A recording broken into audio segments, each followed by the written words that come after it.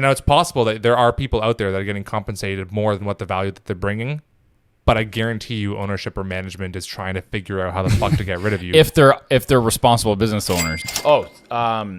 It's about the post that you commented in about me referring to employees. What was the post? It was about that essentially employees should be providing more value than what they're getting compensated for. Yeah. And I made that post. Yeah. And some people don't like that. No, and there was one person in particular that commented saying that, and I was like, well, name one example of somebody that has a high level of compensation that now there's probably minimum wage workers out there all day long that provide less value than what they're getting compensated for, right? But they probably are just like sliding under the radar, and that's the reason why they're not necessarily getting very many promotions or bonuses or whatever it is. And I was like, so I asked him, I'm like, name one employee that has a high compensation package that provides less value than what they're getting compensated for. And he's like, well, me, like I'm one of them. Yeah. And then I pretty much responded with something in so many words as like, well, either your company's going bankrupt, the company that you work for is going bankrupt, or your ownership / management is currently planning on how to get rid of you. Yeah. Or you work for the government. Or you work for the government. And you mentioned that you're like, I wouldn't be surprised if he actually responds saying that he works for the government. Right. Is what you mentioned. Yeah. So a lot of people don't like that whole narrative, but at the end of the day, any for-profit business, you have all the employees, the owner, everybody has to provide more value than what they're being compensated for, or there is no business. There's no viable business there. Right. Because think about it. Like, let's say that, let's use easy numbers just for examples. Okay. Let's say that the business brings in $1 million a year in revenue. What, you're going to pay your employees $1.1 million? Right? It's like, really odd. You're not going to be viable as a business. Yeah. Let's say that you are making physical products. Okay. Any kind of physical products, wherever that you sell them, your employee wages should be at most 25% of your revenues, like at most. And even then, like, you are heavy with wages. And so that means that for all of your employees as a pool of people, that for every $1, or let's say that every $4 of revenue that employee brings in, they're getting paid $1, right? A 25% ratio. Let's say that you're in a service business. So I'm talking about like SaaS companies, so like software companies. I'm talking about things that there's no like physical cost of goods, that it's really only people that's the business. Yeah. Even then, you want to be running at maximum like 75% of your revenue. And I literally did the research this morning because I was curious about this, right? You want to be running at maximum 75% of your overall revenues being in for employee wages, because let's say that you have your remaining 15% like of your revenue being in for your remaining overhead costs, and you operate at 10% profit margin, right? Like that's kind of how you could break it down if you're like a service business. Yeah. And so either, to kind of bring it back to my original point, either the business is going bankrupt, or, you know, it's possible that there are people out there that are getting compensated more than what the value that they're bringing. But I guarantee you ownership or management is trying to figure out how the fuck to get rid of you. If they're responsible business owners. If they're responsible or business operators owners. Or managers. Yeah, exactly. So give a breakdown of where we are. As an actual real example, so that people can get an understanding of how this actually works. Yeah. And I think there's kind of two very distinct lines of thought.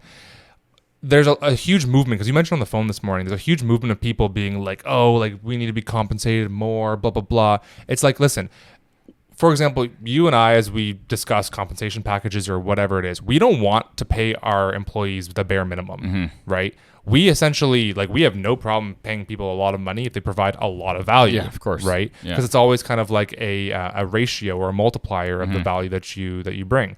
And so it's not that we're trying to pay people the absolute minimum. It's like, okay, well, how much value are you bringing the business? And the more value that you bring the business, the more that you can be compensated, the more that it's justified to be compensated, right? So that's kind of like one line of thought is like, hey, I just want to pay people the least amount possible. That's not a good way to run your business, because then people aren't going to be motivated. They're not not going to be, they're going to constantly be looking for other work, right? Because they're like, hey, well, this business will always just provide me the minimum pay no matter what I do.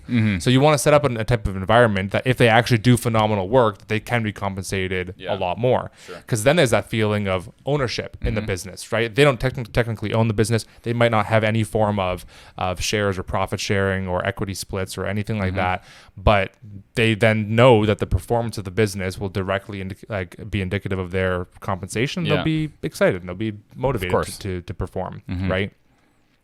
And so I think like someone like his mindset, he's like, oh, I should get paid for what I deserve. It's like, yeah, like I fully agree that you should get paid what you deserve, but it's not equivalent to the value that you provide, because otherwise, like in the financial breakdown that we had earlier, like the business is not going to be viable. So what we do, for example, in our nutritional business, why are you so goofy? I can't stop thinking about when you mentioned SaaS. You know what SaaS is, I'm right? trying to get that out of my head. Yes, but it also stands for sweaty ass syndrome. No, that's SWAS. How? Sweaty well, hold on. Like your ass is sweating. Yeah, SWAS. No, SaaS. Sweaty ass syndrome. Okay, comment below if it's SWAS or SAS. I'm pretty sure, like, if I were to say I've got SWAS or SAS. I've never heard SWAS. I've always heard SaaS. Okay, we need to run a poll. Yeah, Connor, when you edit this, let us know. Yeah. We need to run a poll on your Instagram of being like, is it SWAS or SAS? I start laughing and you're in this tangent. And you're like, what? And you just know it. You're like, why are you being so goofy? Oh man, I'm like, what now? I don't know why, man. I don't know. I don't have a good explanation. I had some yams in the meal prep. Maybe that's what it is. Yams will do it for you. Careful of them funny I got yams. This fucking sugar thing going on. I don't know. Also, I know that you've been slapping the table so much that Connor's probably gonna be fucking flinching. Yeah. Anyways, you were mentioning All I Know is in Canadian Protein. Yeah. So in Canadian Protein, or in the nutritional company as a whole, we try to, for the last probably 2 years or so, we try having it where for every one.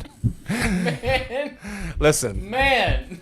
For every one amount of SWAS or SAS that the employees have, there's going to be 10 SASs. It's one of these motherfucking days. You know? Oh, well, keep this all in there. No. We get you, Connor. You got just envision the SAS. Okay. I don't know. It's not even funny. Like, sweaty ass isn't even funny. I don't know why I'm laughing.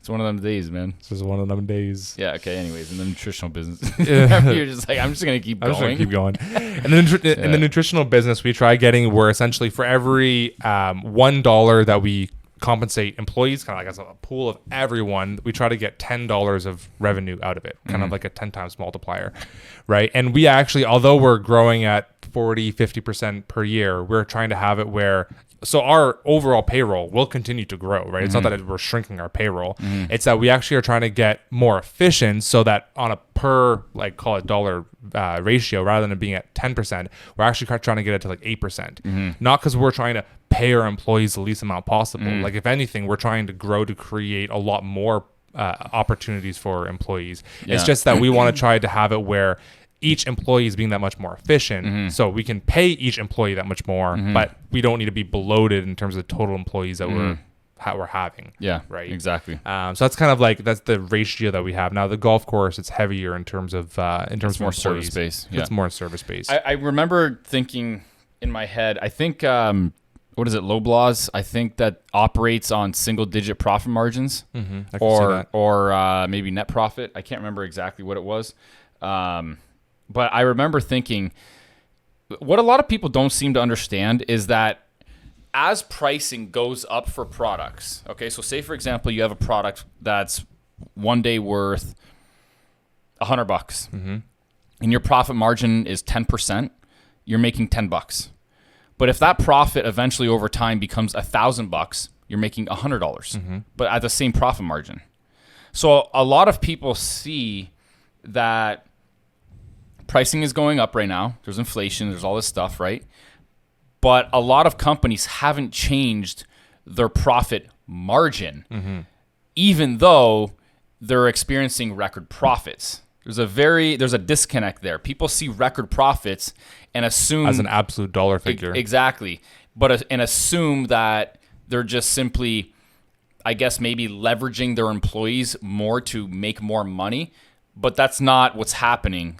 The price of their products are going up, which increases their profit margin. Which increases their overall profit, dollar value-wise, but they're not... Margins staying the same. But the margins are staying the same, if not being lowered a little bit. Because inflation increased, or even product pricing increased when we saw it. It increased faster than we felt there was justifiable, or for us to justify increasing the product that fast. Right. Which all of a sudden we had products, our raw materials even double or tripling in price. Right. We didn't want to all of a sudden, overall, not necessarily, even though the raw material is not increasing at that same, how can I explain this? The overall product inputs doesn't necessarily have to increase at the same multiplier, but we didn't want to increase our product pricing at the same rate. So we actually throttled it. And we took a hit on our profit margin, but in the long run, we had to catch up. I mean, at one point, we were doing the same, around 4% profit margin, which is way too close. In the beginning of COVID and stuff like that, we were close. We were close to the danger zone. Yeah, not right at the beginning of COVID, but I'd probably say a few months into it where there was where everything was skyrocketing in price, but we didn't increase retail prices yet, and there was a lot of employee issues, right? Yeah. It was getting very thin very quickly. For sure, right? very thin, very quick. So a lot of people think, you can't just take that number where, the news is reporting record profits by some companies. You can't use that as an absolute. You have to look at, okay, well, have they increased their profit margins? And the answer is likely no. If anything, they've compressed them a little bit. But because their record profits are simply based off of their increased pricing, which is arguably justifiable because of all the raw material inputs, because of all the wages, because of all that kind of stuff that's happening is all inflationary. So you're going to have to make it up with increased pricing. Yeah, even the cost of transit was so high at one point in time, right? So what do you expect companies to do? Yeah. They're not going to. They're not. What do you want Loblaws to do? Run a deficit? What do you want them to do? Run 1-2%? You're getting so close that you make one bad decision. Your business isn't profitable, right? And at all. And what, the largest grocery chain in Canada goes bankrupt? I don't know what the ramifications of that are so much more significant than them trying to maintain a certain viable profit margin. Exactly. So whenever you hear the news reporting on record profits, you do a little bit of research and look into profit margin. And I could be wrong. I don't know, but I'm going to guess that's where that's why they are experiencing record profits. Record profits, not because of they're not experiencing record profit margins. You know what I'm saying?